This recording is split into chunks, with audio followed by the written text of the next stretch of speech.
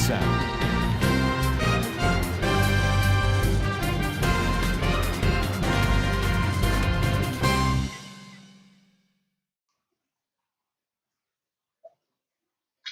Good morning, Charleston.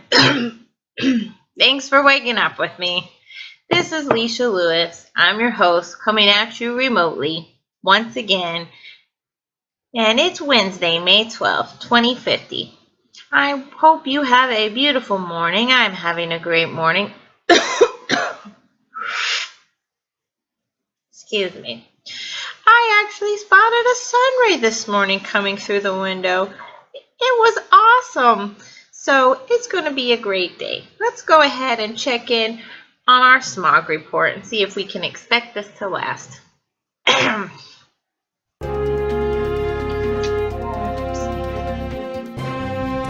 Smart Sound. Oh, I'm on. Thank you, Leisha. Hello, Charleston. Good to see you this morning. Welcome to our new remote location in my home. I added a little sunshine to the viewing for you. I hope you all caught that beautiful ray of sunshine this morning. Oh, wasn't it pretty? What a great start to our day. A rare sight indeed. Excuse me.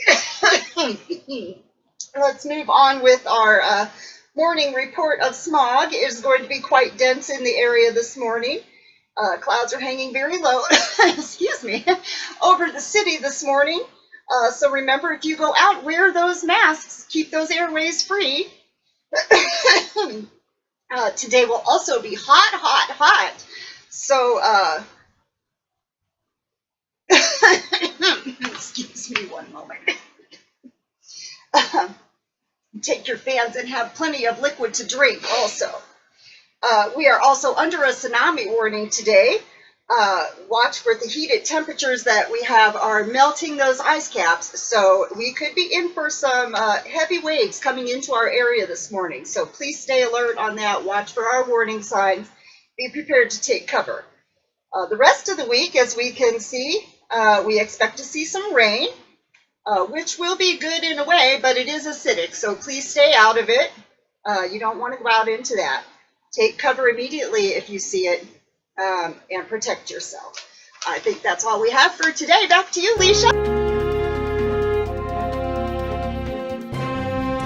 Smart Sound.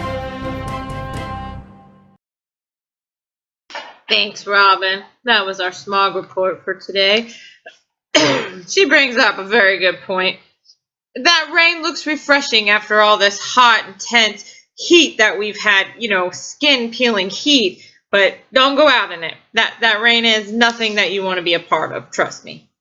So I know everyone is thirsty, but that brings up another good point. You really got to stretch those water rations out. Just do the best you can, and you can pick those up by the station later today. So, our first story this morning comes to us from Brazil. Apparently, they have found a small plant growing in the wild.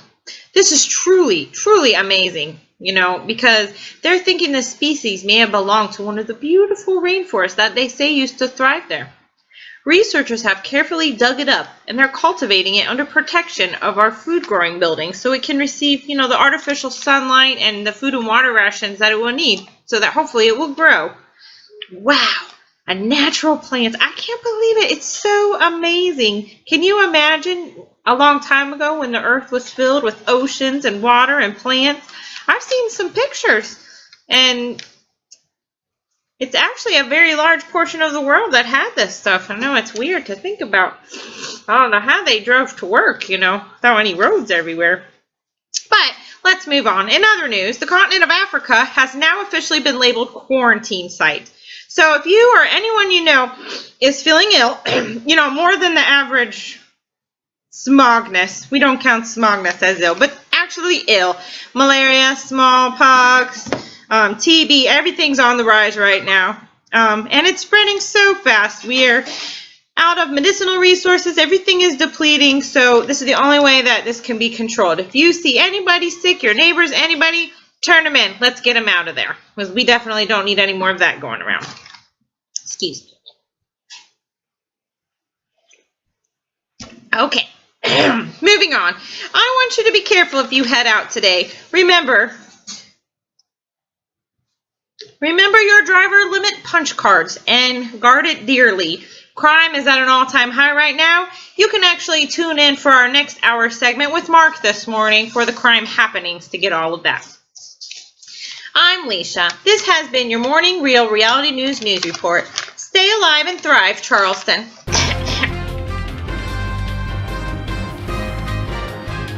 Smart Sound.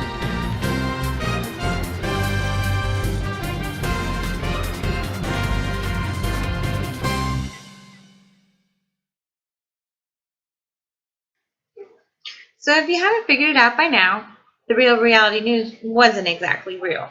But the issues it reported on did give us a real glimpse into a future that we could expect to live in if we don't make some global changes. I'm here today to discuss the negativity of overpopulation and the impact it has on both humans and our environment. I will be using a Sand County Almanac, an environmental literature masterpiece, as a contrasting point of view and lifestyle in hopes of inspiring someone out there to make a change.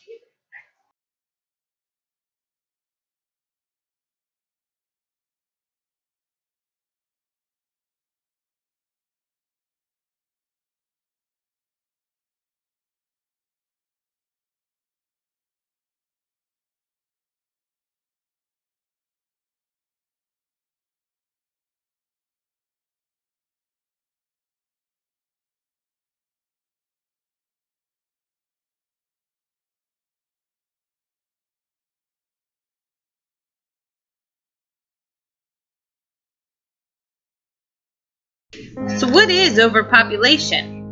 Well, the dictionary defines it as the condition of being populated with excessively large numbers. Overpopulation is a serious problem the world needs to deal with. More humans in an area means more jobs, roads, buildings, houses, schools, hospitals, and cars. In order to achieve this, we cut down trees and destroy habitats.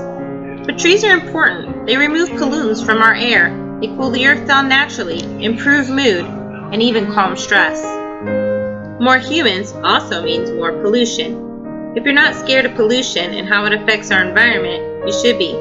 By 2050, there will be more plastic in the ocean than there are fish. Overpopulation causes the buildup of greenhouse gases and carbon dioxide, making the world much hotter. This results in the melting of the ice caps and crazy weather changes. Acidic rainfall, flooding, droughts, wildfires, hurricanes, and dangerous heat waves. Through the destroying of their natural habitats, we would lose entire species of plants and animals. Many we would come to find play key roles to our own survival. Some are harvesters, some irrigate, some decompose.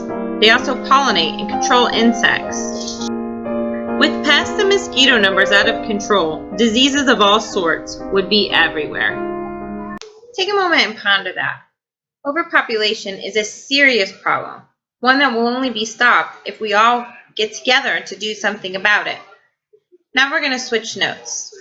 We're going to contrast with the Sand County Almanac to see what life could be like if we did come together as a nation to change things.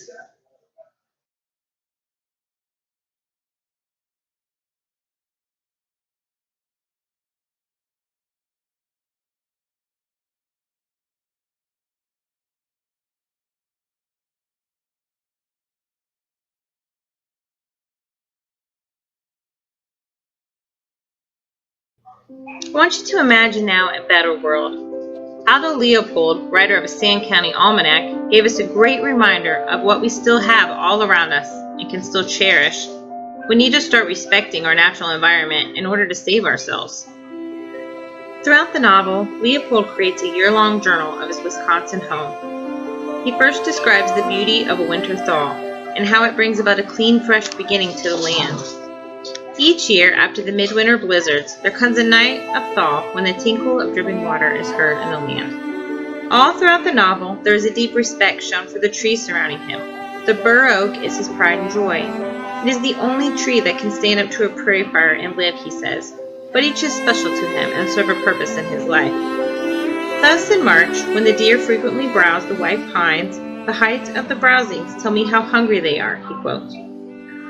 He states that it's inconceivable that we can exist without love, respect, and admiration for the land. For he understood the very lesson we have been discussing throughout our class. We must learn to coexist with nature. In a Sand County Almanac, nature is put on a pedestal, and Leopold goes into grave detail to express to us its magnificence and splendor. Just imagine what we could do if we humans turned from our ways of destruction and band together, putting our environment first. Our great overpopulated numbers no longer would ravage, but instead save. It would save us.